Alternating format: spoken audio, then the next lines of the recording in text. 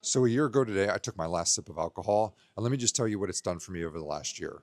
And just to be clear, I wasn't an alcoholic. I was not hitting rock bottom, but I certainly used drinking as a coping mechanism and a way to relax. So if I was stressed, I'd have a drink. If I wanted to relax on a Friday afternoon, I'd have a drink. And obviously, with your friends and going out, that's when you drink as well.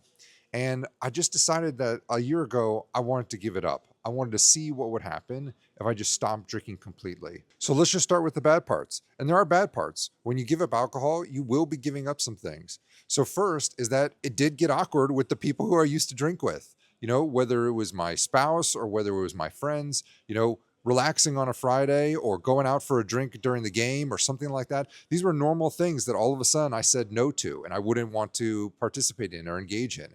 And that got weird and that got strange. And you have to explain it. And so you got to be willing to overcome those hurdles.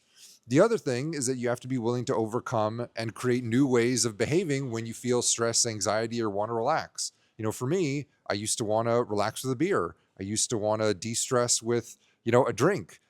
There's nothing better to me than drinking at an airport as you're waiting to fly back home. And you can't do those things anymore. And so you have to figure out new ways of dealing with that. And that's a challenge and that's difficult. But there are good parts. And let me list out the ways that things have gone better since I've stopped drinking.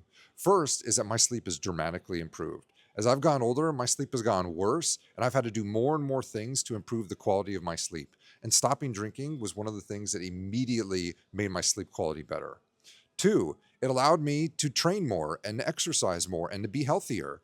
It's really difficult to exercise in your 40s when you're hungover. It doesn't become as easy. You're less resilient. You don't bounce back as quick. And so this has allowed me to train and to get into triathlons and to do the things that I'm doing now. The third thing is that it's helped improve my relationships.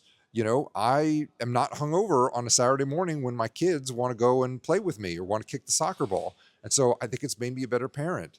And it's also improved the relationships with my friends or other people. No longer are you misbehaving. Maybe you said something you shouldn't have said, and it was because you had too much to drink. And so these are things that I've really reaped the benefits of since stopping drinking. So I'll close with this. For me, I'm never going back. The benefits of not drinking have far outweighed the costs that I've had for giving it up. And if you're a person who's on the fence or sober curious, you should try it. Try giving it up for a meaningful period of time, 6 months, a year, and see what happens. I almost guarantee you'll be like me and you'll find that these benefits are far, far worth the cost and the awkwardness of maybe giving up drinking.